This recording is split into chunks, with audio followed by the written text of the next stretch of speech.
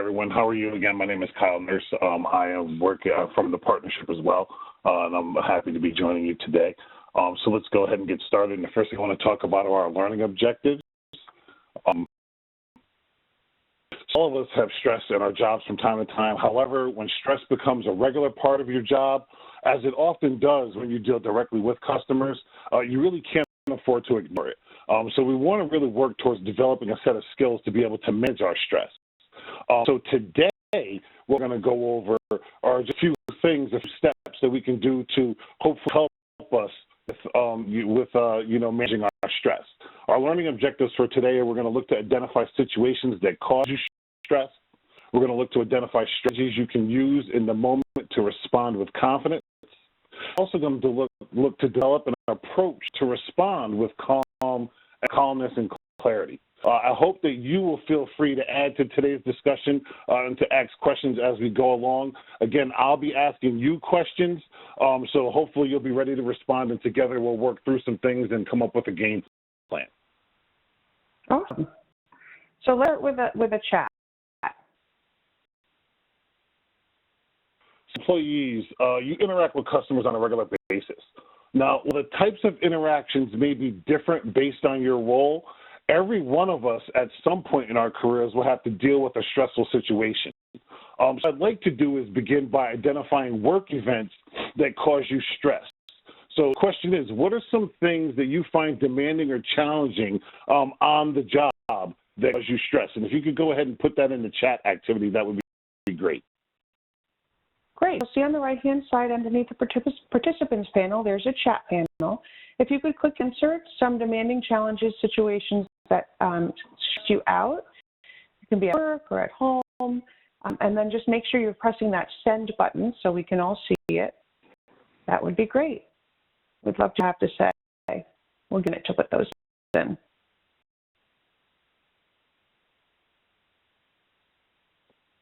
For me, one of my biggest stressors is being monitored at work. I like to think and get my work done, and it stresses me out to be micromanaged. So that I would have put down. Quite a few coming in. Actually, conflicts among faculty, and you're the go-to person for a 24-member faculty. That could be definitely stressful. That's 24 different, layers of need, so to speak. Resources during finals week. People that demand an answer immediately and get upset if you don't have it. That is definitely a challenge. What else am I seeing here? Patrons angry about fines and fees. Yes.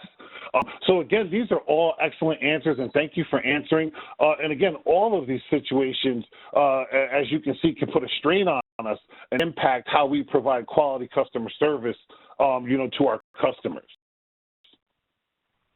Absolutely. Absolutely. That's definitely a major one that causes stress.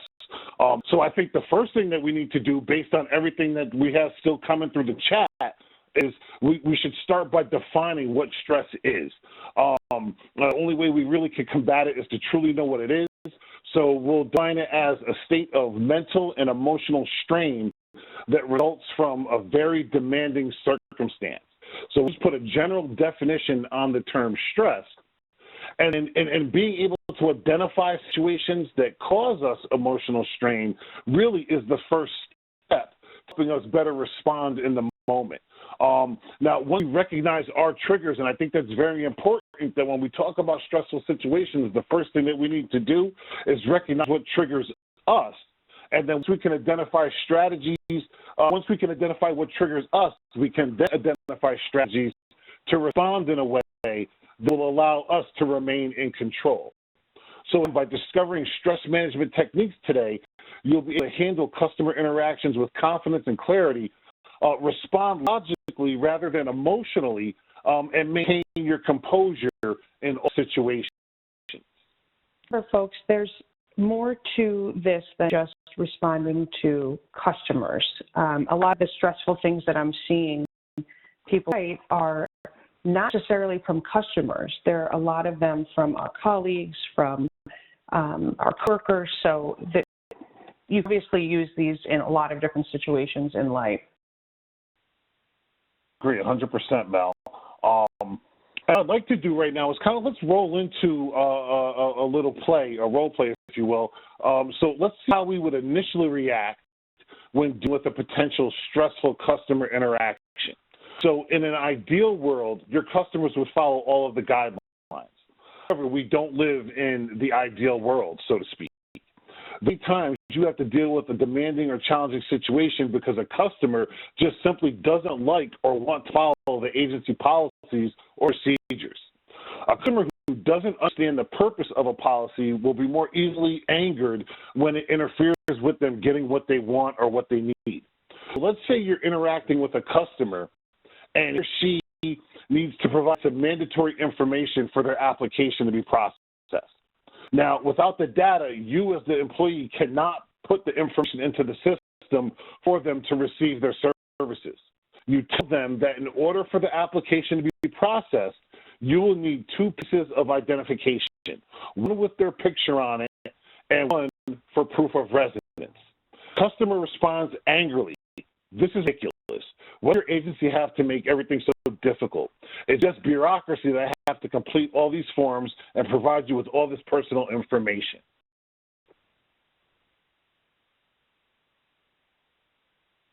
That you've already had a stressful day.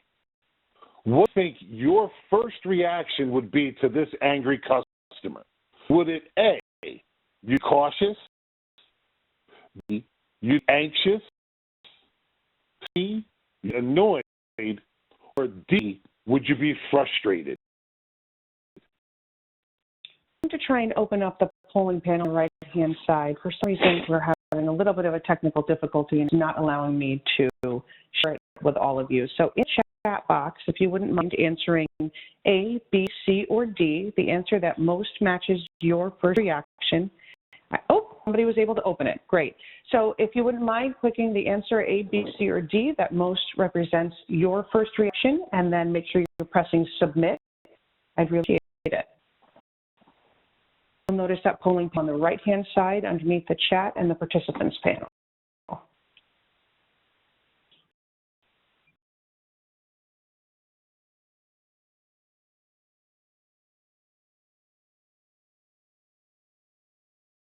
Somebody vote B through the channel. All right. And see, there's one more person that just still needs to record answer. Just make sure you're pressing submit. And somebody will share this information with all of us in just a second. Okay. Let's close the poll. All right. And show everybody the poll results. So we're seeing, it's kind of a mixed bag. The most are obviously cautious, anxious, and then annoyed and frustrated are tied. And I'm seeing that. It's kind of like, you know, we're running the gamut there. I want to thank you for your answers. And again, based on your replies, I would say that any of these would be a common reaction for this situation, whether it be you be cautious, anxious, annoyed, excuse me, or frustrated. I think that they would all be common. You know, again, any of these responses are going to require that you stop and think about what you do or what you say before you do anything. Again, this is especially important. The customer is being really demanding or being really difficult.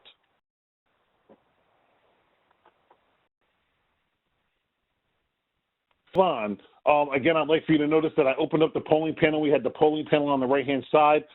Your chat and your participants panel may have collapsed. So if you do not see chat in your participants panel, all you need to do is click on the arrow next to the participants and then click on the arrow next to chat, and then they'll open those back up again. If you're having that, just let us know and we will give you a hand.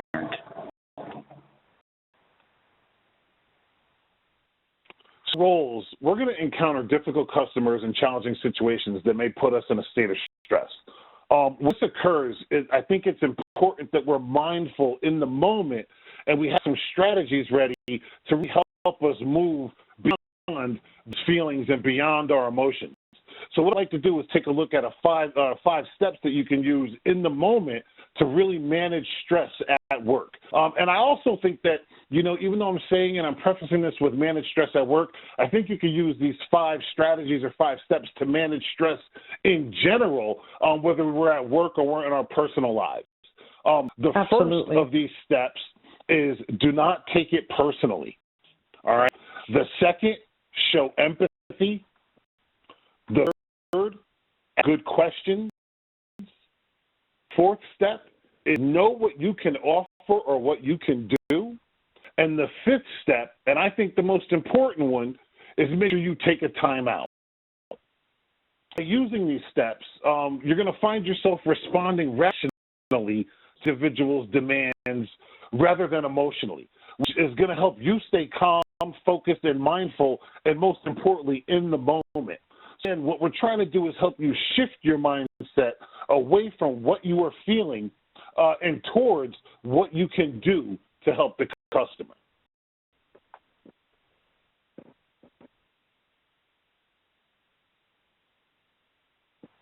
First step in our 5-step process to reduce stress is going to be to not take it personally. So difficult. It's very, very difficult. Mm-hmm. So like I said, the first step is to not take it personally. Remember, the customer is not angry at you per se. They are angry at the situation. They know you. You don't know them. So you're going to want to allow them to vent, but let your feelings get in the way of resolving the situation. And if your workload is becoming unbearable, don't get angry at your boss. Know he or she is just trying to meet the goals for the department, and you are an important part in that.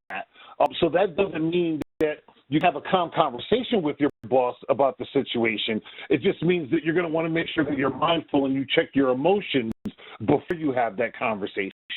Because your feelings are spontaneous reactions and interpretations of an event. All of ours are.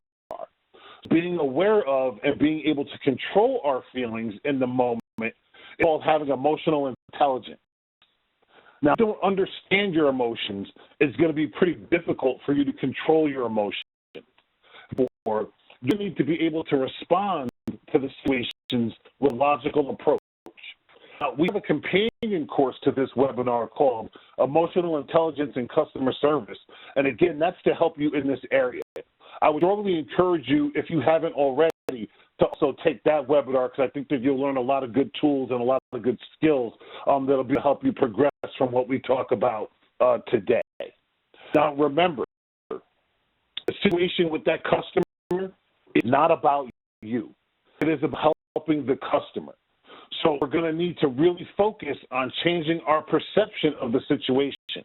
Whether it's a customer or a boss interaction, remember, stress is a state of mind, not a state of being. So when we change our mindset, we ultimately alleviate our stress.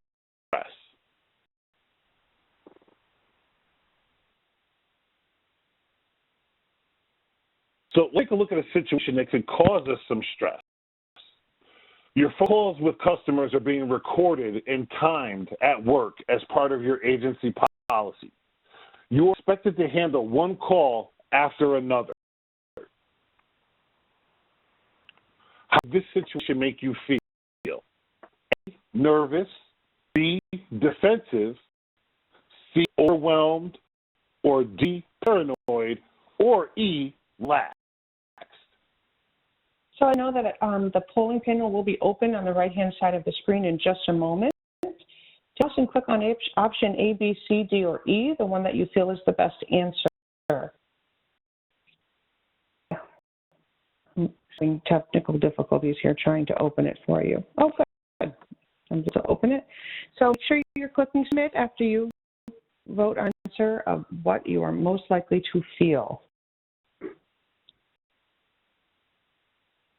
Most likely to feel nervous, defensive, overwhelmed, paranoid, relaxed. So we've got people who are still thinking about it. Make sure that submit answer. A few more people, open it for another 30 seconds or so.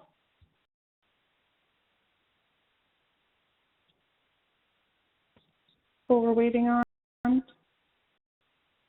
That submit button.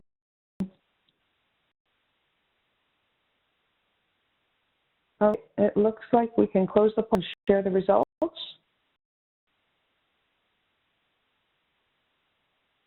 Seeing the results of a lot of people would be nervous or overwhelmed. That's the vast majority of the feelings.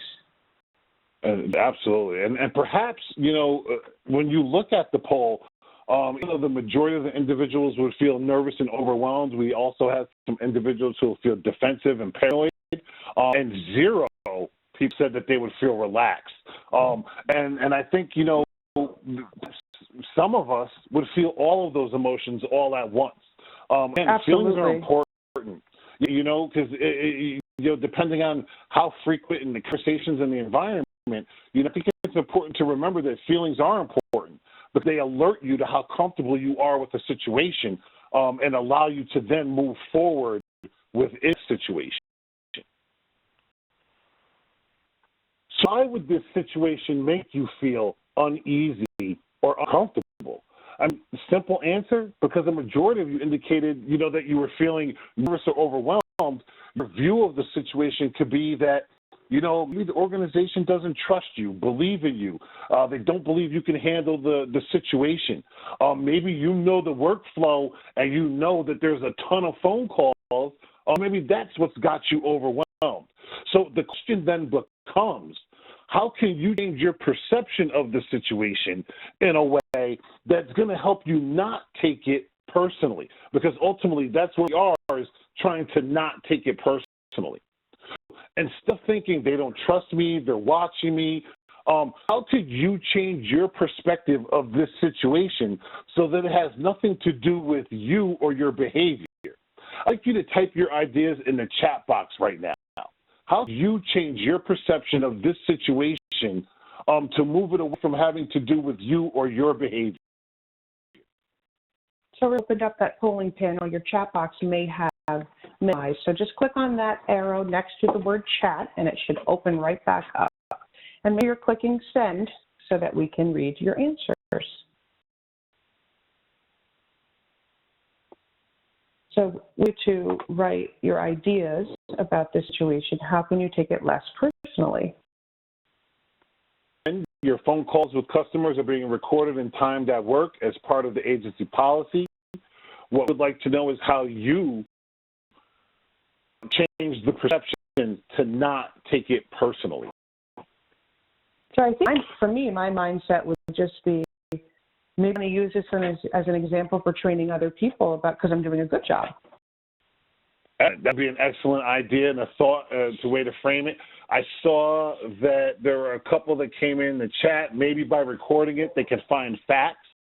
It can be a learning tool. Gail chimed in with the same thing you were thinking, Mel, that it could be a learning tool, for individuals. What is another way in which we can reframe this circumstance or situation to bring it away from us or our behavior and more towards what the agency is trying to accomplish? Let me hear from one more person.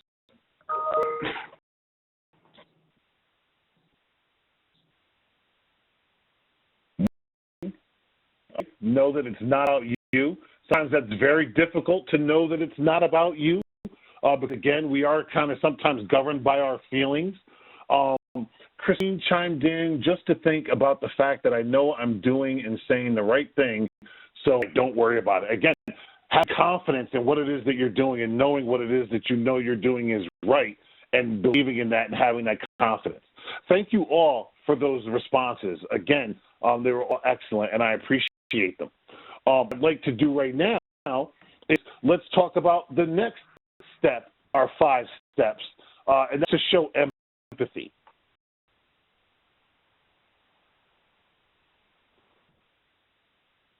We shifted our focus. We can then put ourselves, proverbially speaking, in the customer's shoes. This is another area we addressed in our emotional intelligence webinar. So this is when we see a situation from the customer point of view, allowing ourselves to empathize with that customer. Now, many times we use the terms sympathy and empathy interchangeably, especially when trying to respond to a difficult situation.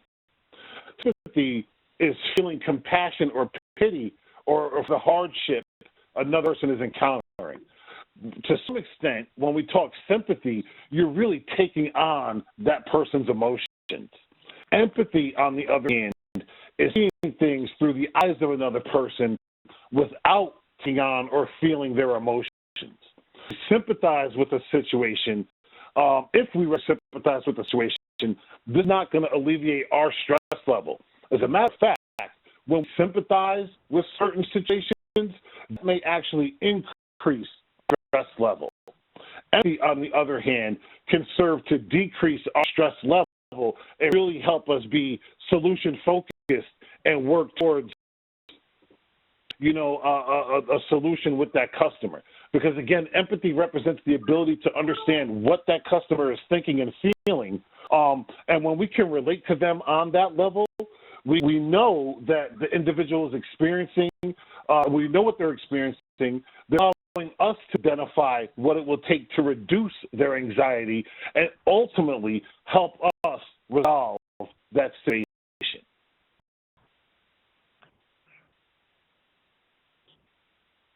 Saying statements like, I can hear how frustrated you are, will go a long way in demonstrating empathy, helping you and the customer get to a positive resolution. Don't be afraid to apologize. We oftentimes find ourselves not wanting to apologize in today's day and age. But apologizing, even when it wasn't your fault, is saying something to your customer. So saying something along the lines of, I'm sorry that this has been so frustrating, or I apologize for the inconvenience, oftentimes be the best way to show that you are empathetic to their situation, that you are hearing their plight and you're willing to work with them to get to where they need to be.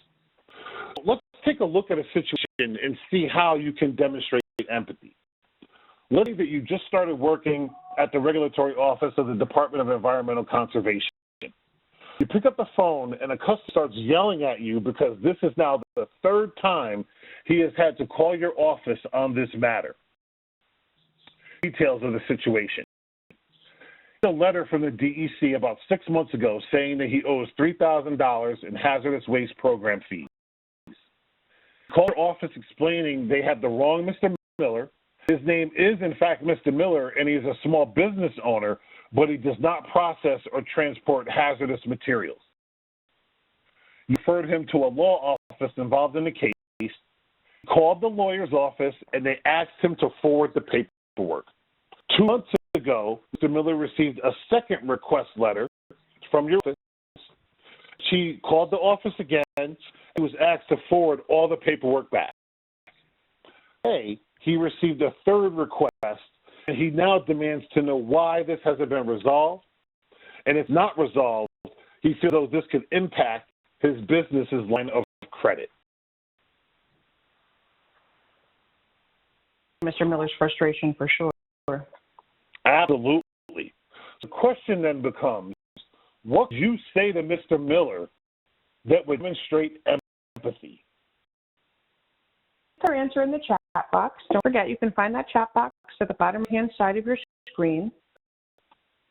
I probably say, I'm so sorry this hasn't been fixed yet. I will do it. Let me see what I can do to resolve this situation for you. I absolutely start off with an apology. What would you guys do? Let's hear it in the chat. What would you do to demonstrate empathy with regards to the situation with Mr. Miller? Times in, I see how frustrating this is. I'm going to find an answer for you. So Chris is going to dedicate that she's going to find an answer. Kim chimes in, apologies, and let them know I'm here to help. Absolutely. Letting them know you completely understand letting them know they're frustrated, letting them know you see their frustration, I think is an awesome way to show that we're empathetic. Give me some time to figure out what is going on, and I will get back to you. Okay. I'm angry too. If this happened to me, I will do my best to help you. So you guys are right on point with regards to it in terms of, and I want to thank you for your answers because, again, they're all great statements. And you could use those in that moment to really de-escalate Mr. Miller, because I'm hearing some good things with regards to, I apologize. I could see how it would be frustrating. Again, by adjusting our actions and our words in the moment, this takes the stress out of the situation, and it helps us stay focused on what we really want to do and what we really want to get accomplished, which is serving the customer. Before we move on to the next topic, does anybody have any questions or comments with regards to empathy? If you make sure you click that raise hand button or type it right in that chat panel. I think people have a good understanding. Those answers show that you know kind of where we're from with this. Absolutely. So what about the next step in our process, which is to ask good questions?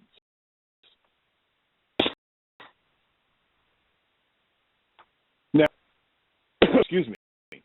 Again, next step I said we're going to focus on and what you can do to help a trying situation is to really ask good questions.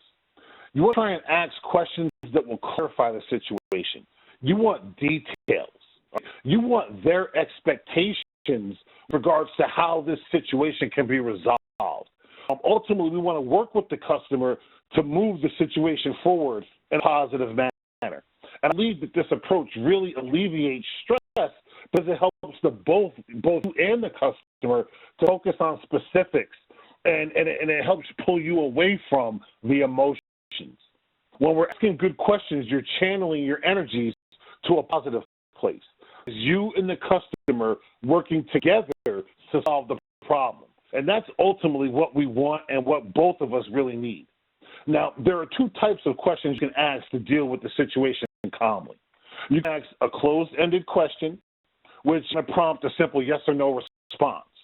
Or you can ask an open-ended question, which has the customer, gives the customer an opportunity to tell you what's going on in their own words and tell you what they need.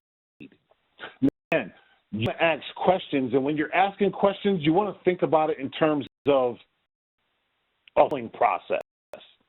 Typically, you want to use an open-ended question at the top of the funnel to start that dialogue.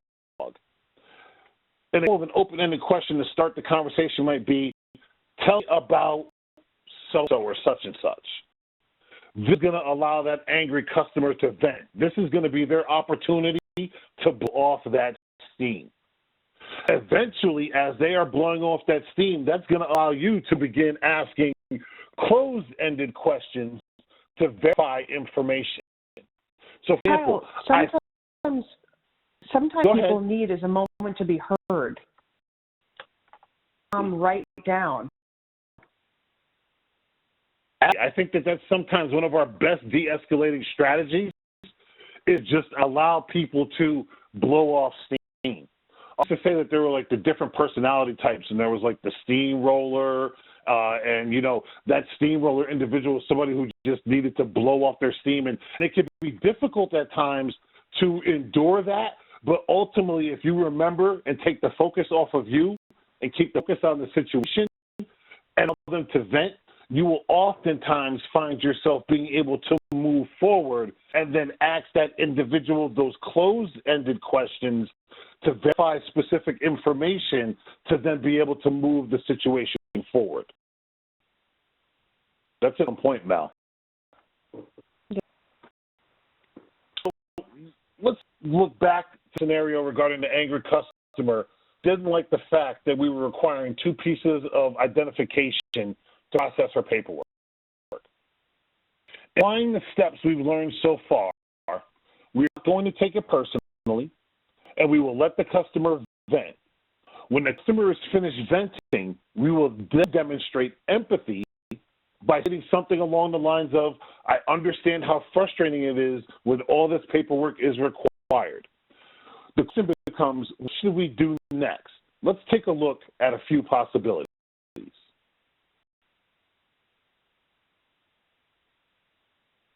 In the third step, I want to focus on asking good questions. So what type of question should we start by asking? A closed-ended question. An example would be, do you have a driver's license? B, an open-ended question, such as, what type of documents do you have with you today? So I noticed that I opened up that polling panel on the right-hand side of the screen. We'll public for you in just a second, and we'd love for you to vote. Which question should you ask next, an open-ended or a closed-ended? So A is closed-ended, B is open-ended. Don't forget to record and submit your answers.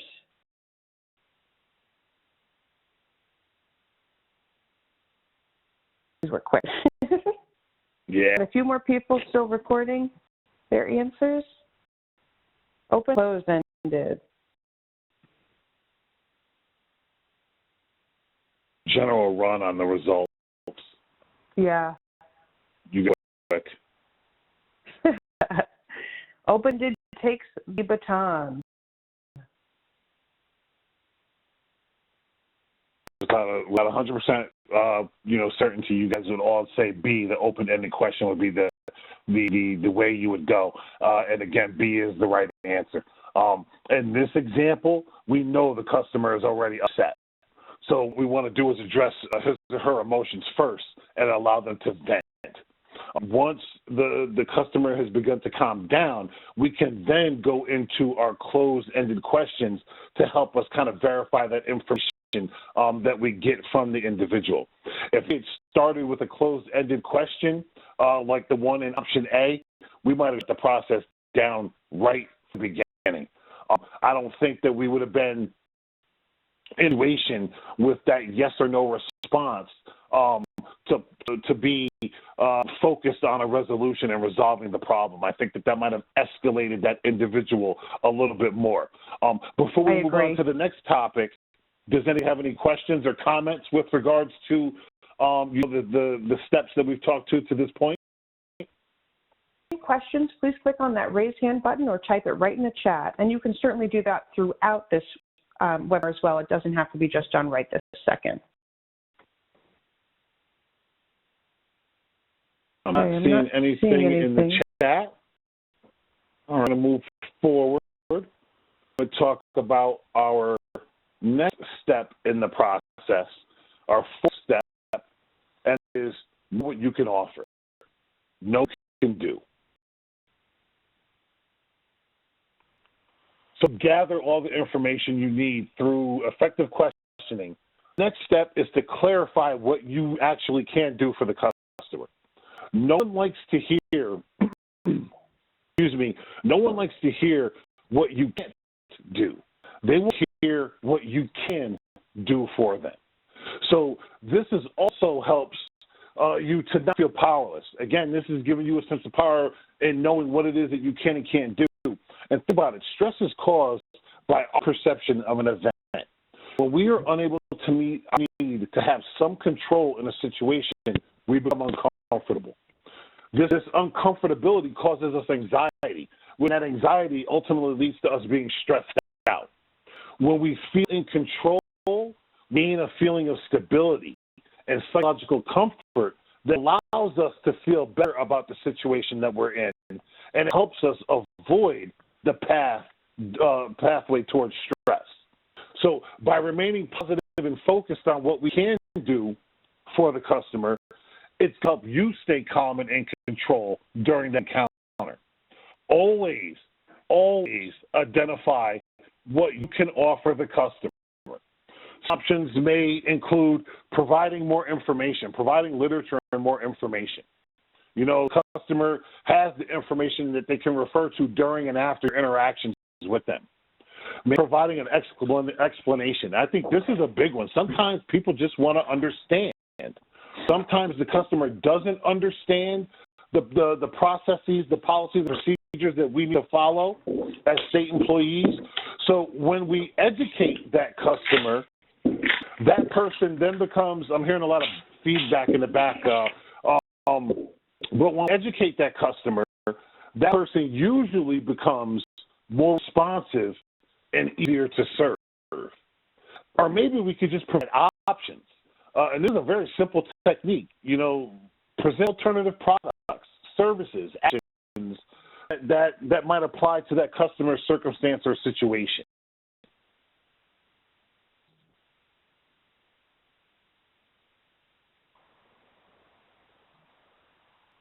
So let's chat. So with the angry customer scenario we've been discussing, what do you think you could offer the customer at this point in time to help with the situation?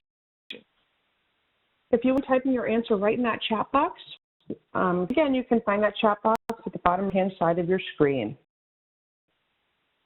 The angry customer in this case.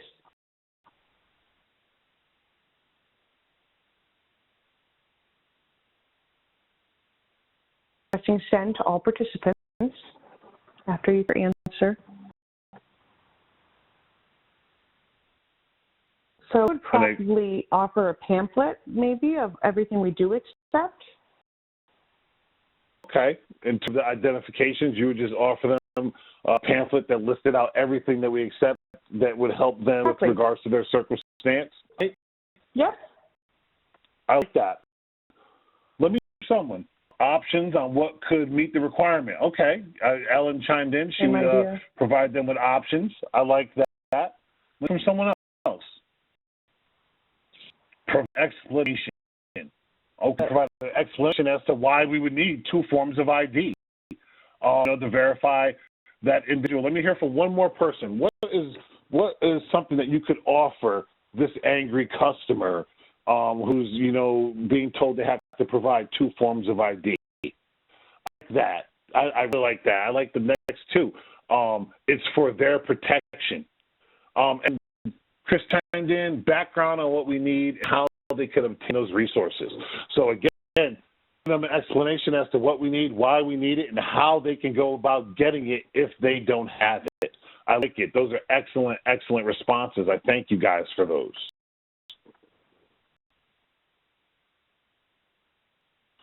That brings us to the last of our 5 steps. And I said in the beginning that this one was probably one of the more important of the 5 steps, and that's taking a timeout. So let's talk about that a little bit. Any uncomfortable customer interaction, it's always helpful for you to take a timeout after the encounter. If handled, even if you handled the situation well, the experience itself was so stressful. This step will help you recover quickly and be ready to engage with your next customer with the right mental and physical state. So timeout activities include do some meditative breathing. Close your eyes, breathe deeply, and meditate for a few minutes. If you don't know how to meditate or you don't have the time to do it, just taking a few deep breaths in your nose and out your mouth, and pursing your lips as you breathe out of your mouth can relax the mind and body. So you can be more calm, more observant, and more able to respond to the world around you rather than overreacting to events. And I know this Kyle, kind of sounds like, caveat yep. Here. Go ahead. Let's make sure we're not taking a timeout in the middle of an in-person customer service conversation. Absolutely. However, to that point, we do talk about maintaining control of that interaction and that experience. There may be times where you might have to say, you know what, can I put you on hold to grab a file, or can I put you on hold, to find out more information or to get you an answer? And you might want to use that opportunity to really reset your emotions. So although we don't want you, to start meditating and things during the interaction, do know that we want you to maintain control of that interaction, and there are things that you can do in the middle of that steamroller venting to kind of help you reset your emotions, because we need you emotionally intact. Absolutely. And I will say, with regards to deep breathing, just one plug. I'm a baseball and a football coach. This is something that I talk to with my players. I've been talking to them since they've been 7 and 8 years old, and it's something that I still see them at 16 and 17 years old do before they step into that batter's box. I truly believe in the power of breath and calming oneself. So deep breathing, I'm a big fan of. Another thing that you could do to take a time out, laugh with a colleague. Oftentimes find myself laughing with Mel Melanie, and going to Melanie and bothering Melanie with something just to get that laugh because she's a very funny person, stressful situations. We don't do it day in, day out of the day. We try and find a healthy balance to it, but a good laugh and a humorous perspective can create a psychological distance, can help you avoid feeling overwhelmed. So shout out that colleague that makes you laugh. Another timeout that you could take is to treat yourself. Treat yourself to that special coffee or that piece of dark chocolate. There's no denying that indulging your sweet tooth or getting a jolt of caffeine will help you feel better and improve your mental well-being. Just in moderation. Don't overindulge. Right? So before you go telling anybody, Kyle said I could have, you all remember Kyle said, don't overindulge, all right? And this is one of my favorites, too, when it comes to taking a time out to walk. And I'm going to say exercise, because I'm not going to necessarily say take a walk, say exercise. But yes, get from your desk. Take a walk. Exercise. I do push-ups in the office. Every hour on the half hour, I do 20 to 30 push-ups while I'm in the office. I work with people who walk, and they walk the halls. I know that we're in a different work setting, a lot of us working from home, et cetera. So find that way to incorporate a little bit of exercise into your day-to-day routines. Walking, push-ups, it gives you energy. It boosts your circulation. It increases your oxygen levels, for your cells. It helps your body move, be efficient, and helps your mind focus. So I cannot stress that one enough. I know people cringe when they hear exercise, and it doesn't have to be push-ups. It could be a walk. It could be whatever it is that you feel comfortable with. The goal is to get you back feeling happy and you back to a positive place, whether it was a negative interaction that went bad or a negative interaction that went good or even a positive interaction that was tiring. The goal is to make you take a time out and get back to your happy. So let's finish up today's session by reviewing how you could successfully interact with the customers in the scenario that we spoke about and really try and remain in a stress-free state. One, don't take it personally and let customer vent their emotions. Two, demonstrate empathy. Maybe you say something along the lines of, I understand how frustrating it is when all this paperwork is required. Step 3, ask good questions. Remember the funneling process we talked about. We want to start big with our open-ended questions and want to move down to our closed-ended questions, really getting at the facts of the circumstance and the situation. And then step 4, provide information, an explanation, or options of what you could do for the customer. And in the end, maintain your composure. Hopefully, be able to get the customer to provide you with the appropriate documentation they need. Now, having said that, no matter how calm you stayed in this situation, I'm sure that if this incident actually happened, you still need to take a time out to recover. Because whether you handled it great, whether you handled it poorly, or whether it was a situation you handled great, but it was still physically trying or mentally trying, you're still going to need to take that time out to recover.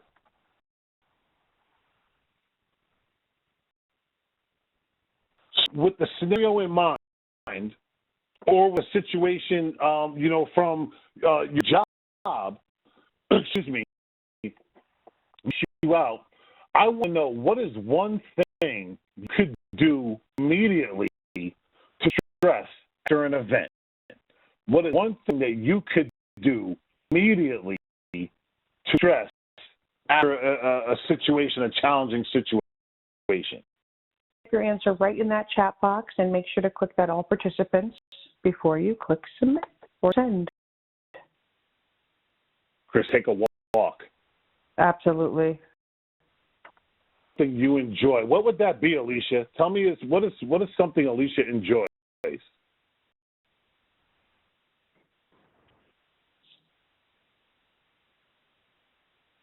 deep breath. Take a walk. Aaron chimed in, taking a walk.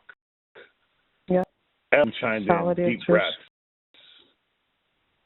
I'll be honest with you, and not to sound all kumbaya, but I am a firm believer in deep breathing. I am not one to meditate. I can't shut my mind off for that long. I'm a firm believer in breath in your nose, out your mouth, pursing your lips. They're better than that. You're a person who's after my heart. Snickers. I like it. I like it. I like it. Be mindful. Mindful is tough. If you are able to be mindful, Nancy, good for you. I see Alicia chimed in. One thing that she likes, thank you, Alicia, was listen to music. Yes. Those are all excellent answers.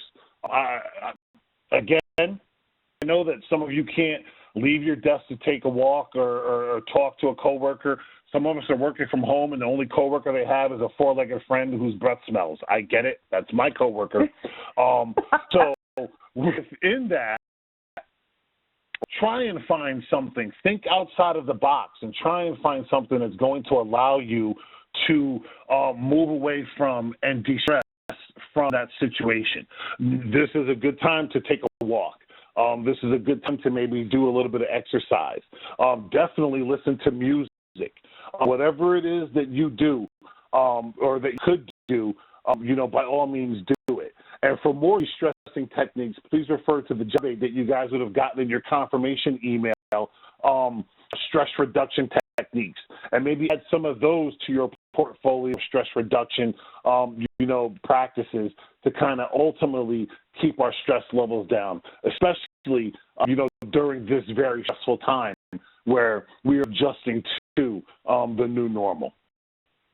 And I printed those handouts yet that Kyle's referring to. You can definitely do that after the webinar. You should have received your handouts a week or two ago. They would have been an attachment to the email that you got when you were accepted into the class. So you can look that up again if you don't have them.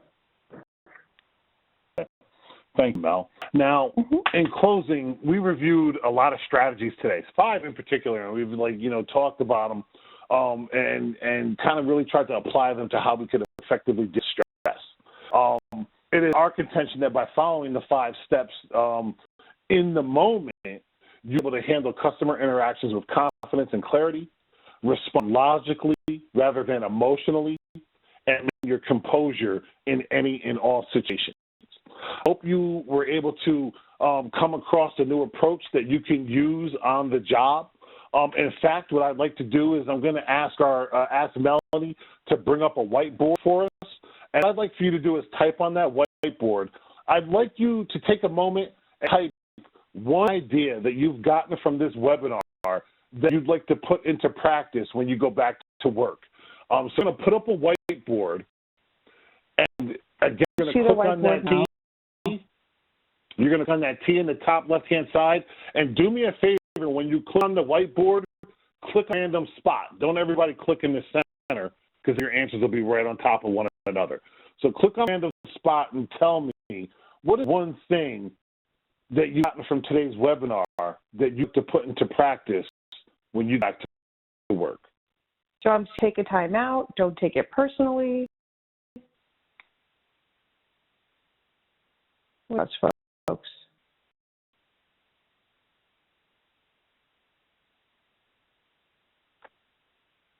Self-talk.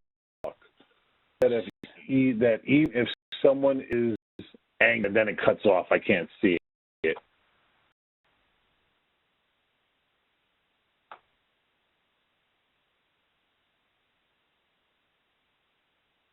Protect the pink. Realize that someone is angry. We just can't read the end of it. Positive and stay focused. And again, that can be difficult, but we talked about some approaches that we can utilize to remain positive and stay focused. Somebody after my heart, do some push-ups. You don't share a cubicle with Kyle. And the half hour. It's a way of making you feel guilty when you don't drop and give him 20.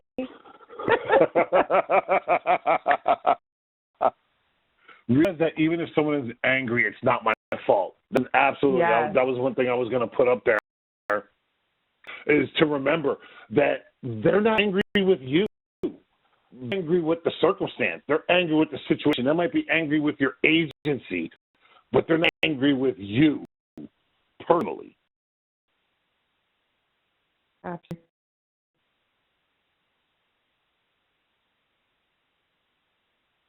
Good idea. Loving them. They're all